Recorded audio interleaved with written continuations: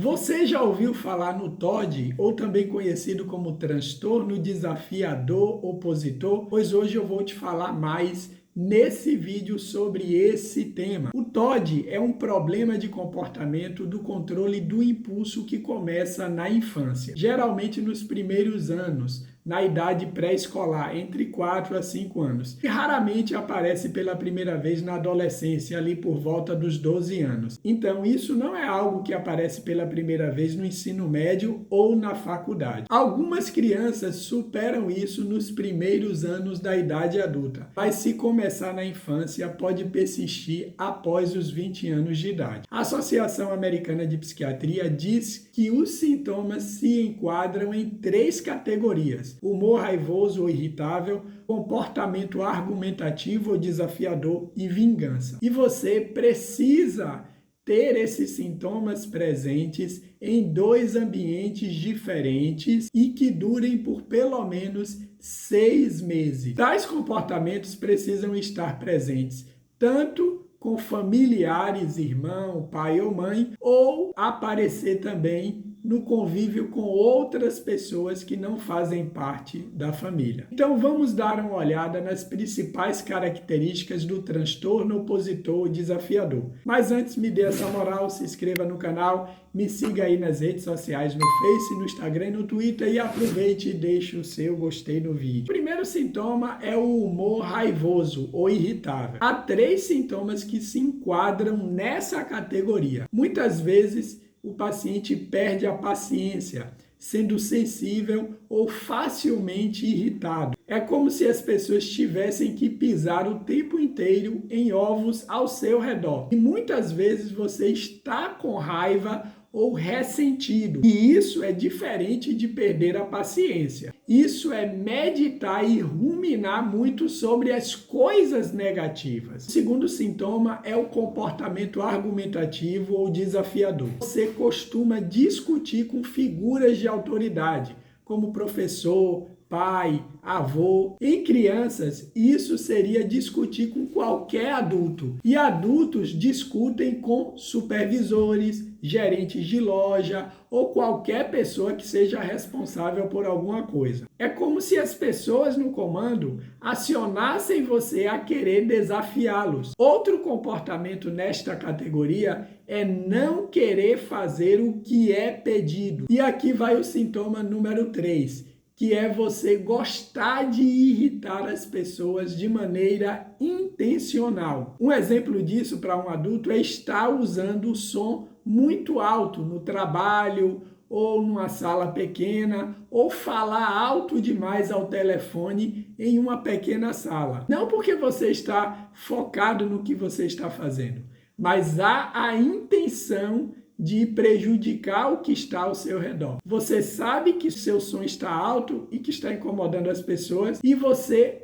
simplesmente se diverte com isso. E o quarto sintoma é você culpar as outras pessoas pelos seus erros. É como se você não se apropriasse de suas falhas. Há uma ausência de arrependimento na maioria das vezes. E quando você pede desculpa, é sempre argumentando. Um outro sinal também muito comum é a vingança. Isso é muito vingativa, principalmente nos 6 últimos meses. Em uma criança você percebe isso, por exemplo, ela pegando algo que pertence a outra criança só para ver a outra criança chorar. Na mente da criança, as pessoas merecem ser punidas, inclusive com acidentes. Portanto, para o diagnóstico, você precisa de pelo menos 4 dessas coisas que eu falei ocorrendo regularmente. Não é aquele comportamento que aconteceu em algum momento do passado.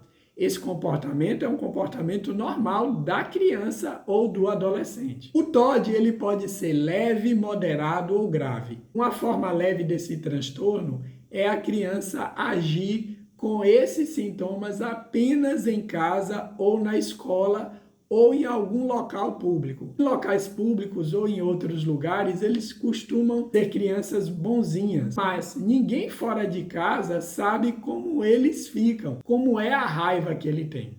Se você perguntar à pessoa por que ela não age assim fora de casa, ela vai dizer que as outras pessoas não o irritam.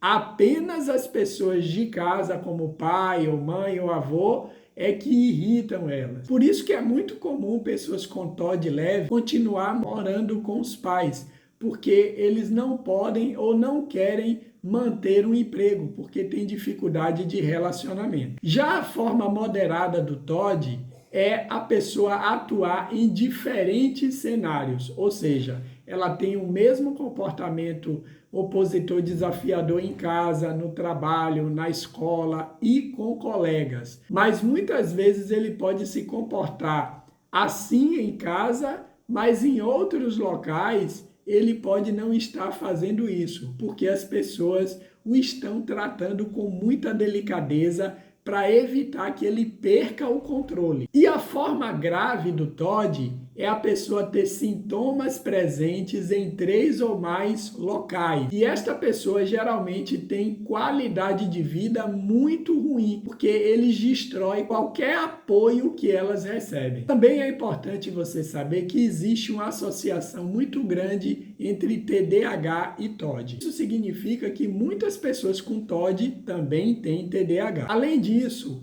o TOD pode evoluir para um transtorno de conduta em alguns pacientes, mas nem todas as crianças vão desenvolver o transtorno de conduta. A principal diferença entre transtorno de conduta e o TOD é que no transtorno de conduta envolve predominantemente a quebra de regras e a desconsideração do direito dos outros. Pessoas que têm um transtorno de conduta não são necessariamente pessoas zangadas ou irritadas. Elas podem ser desafiadoras, mas não necessariamente argumentativas. Crianças que continuam a demonstrar o TOD na idade adulta podem progredir também para o transtorno de personalidade antissocial. Mas, mesmo que elas não se tornem antissociais, seus comportamentos causam uma enorme quantidade de perturbações nos relacionamentos através de conflitos com pais, com professores, com supervisores, com colegas, com parceiros românticos.